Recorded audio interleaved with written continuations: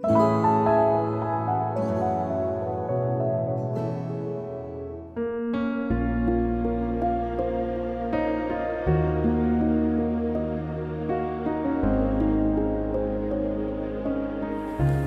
रामचंद्र जी जब अयोध्या लौटे थे तो वानर सेना की मेहनत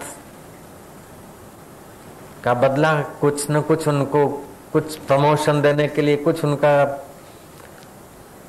सेवा का बदला देने के लिए राम जी के मन में उत्कंठा होती थी, क्या करें इनको, कुछ क्या दिया जाए।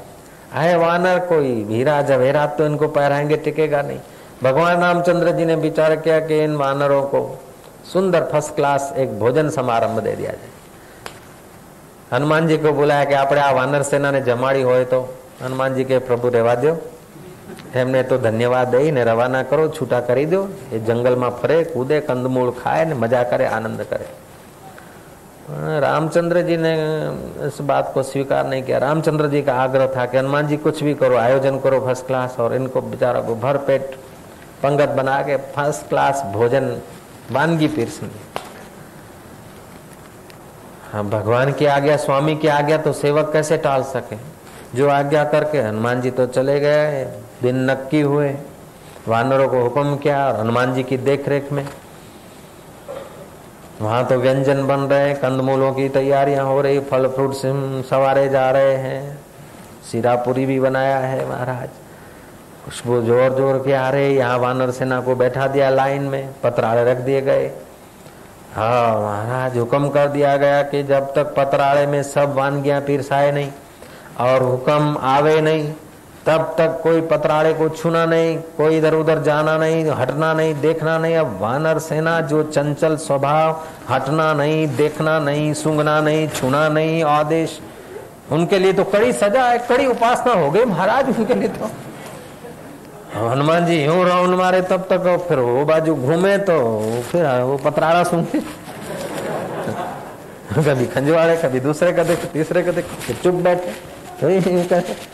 और पिरसने वाले का तो उसको देखे कि क्या क्या पिरस रहे, यूं करे। फिर हनुमान जी आंख घुमाए, दाएं और हनुमान रामचंद्र जी का सिंहासन, रामचंद्र जी गालों में मुस्कुरा रहे। हनुमान जी की इज्जत का सवाल है कि अपनी पार्टी के लोग अगर ऐसा हो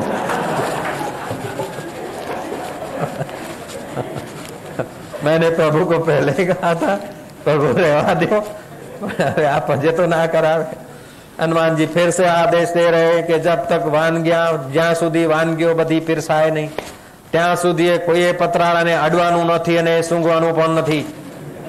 પતરાળામાં વ્યંજનો પીરસાય અને પતરાળું ખાવાનું નથી પણ વ્યંજનો ખાવાના છે। बैठे फिर देखे, फिर एक ने सूंघा तो दूसरे को भी अब उठा के नहीं सूंघे तो यूं डोक नीचे करके सूंघे। वानर सेना से करते करते महाराज कंदमूल पीरसाए, आम पीरसा गए। हाँ, वो सीरा आने को है। वो वानर देखा कि मुंह में पानी आ गया। अब हनुमान जी का तो बड़ा प्रभाव है, कड़ा पहरा है, हनुमान जी की धाक सब पर थी, कहा भी न जाए, चुप रहा भी न जाए। अब कैद में फंस गए सब लोग, उठ भी नहीं सकते, चख भी नहीं सकते, हिल भी नहीं सकते। इनके लिए महा उपासना हो गई। तो जितना चंचल आदमी होता है उतना स्थिर होना उसके लिए कठिन है, उतनी उसकी उपासना हो गई। महाराज जब आम पीसे गए तो एक चतुर बंदर ने क्या करा, अपने नीचे के दोनों हाथ, तो 4 पैर होते या 4 हाथ पैर, जो पैरों के बल से वो आम चुरा लिया, पतराड़े में से आम चुरा लिया। बोला अब तो हनुमान जी तो देखेंगे नहीं, कोई देखता तो नहीं है, अब मैं हाथ में तो लिया नहीं, कोई अडवानु नहीं, कोई उपाड़वानु नहीं, तो मैं अड़ा भी नहीं, उपाड़ा भी नहीं, मैंने तो पैरों से खिसकाया।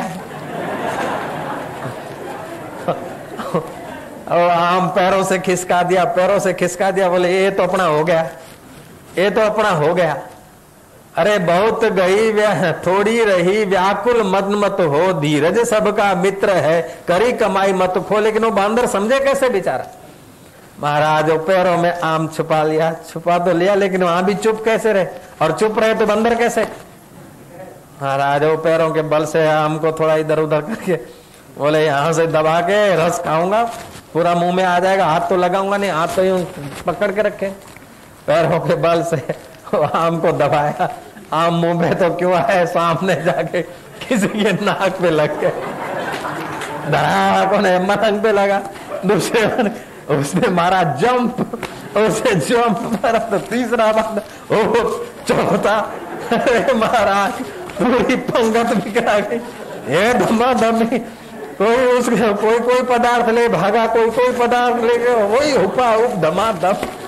हनुमान जी के सावधान, चुप, ऑर्डर ऑर्डर, चुप चुप। लेकिन अब 1 2 5 25 हो तो ऑर्डर और चुप रहे, कोई न्यायालय तो था नहीं, बांदर सेना थी।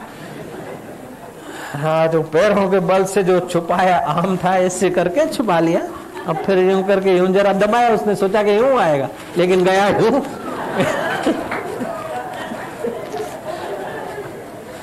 अब गया वो सामने की सेना, सामने की पंगत में, और पंगत वाला हिला, वो हिला तो वो हिला, एक दूसरे को देख के फिर कोई कंट्रोल रहा नहीं।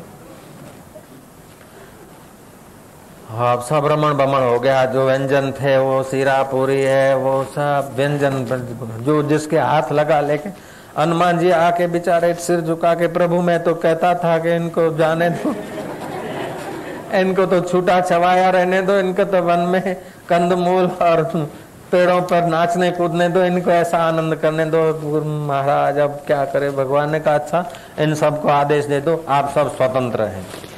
ऐसा आदेश दे के प्रभु कनक भवन के तरफ गए, और हनुमान जी बेचारे अपनी पार्टी का ख्याल करते करते चिंतित हुए। अभी भी अयोध्या में आप जाएंगे ना तो हनुमान जी की पार्टी के लोग मिलेंगे जरूर, और वहां भी वही करेंगे जो राम जी के हाजिरी में कर रहे थे, वही करेंगे अभी। तो इस प्रकार के अति चंचल मन के लोग जो होते हैं ना, उनको कंट्रोल करने के लिए या उनको व्यंजन जिमाने का प्लान बनाने के लिए, राम जी जैसे आप उदार भी हो जाएंगे तो भी वो व्यंजन जब तक पूरे पुरुष है उसके पहले कुछ न कुछ हो जाएगा। तो अब व्यंजन क्या है? व्यंजन है आत्मरस। जय जय। व्यंजन है ब्रह्म राम जी का प्रसाद। लेकिन राम जी का प्रसाद पाने के लिए उन वानर सेना को धीरज तो चाहिए। धीरज नहीं है तो राम जी का प्रसाद भी तीतर भीतर हो गया।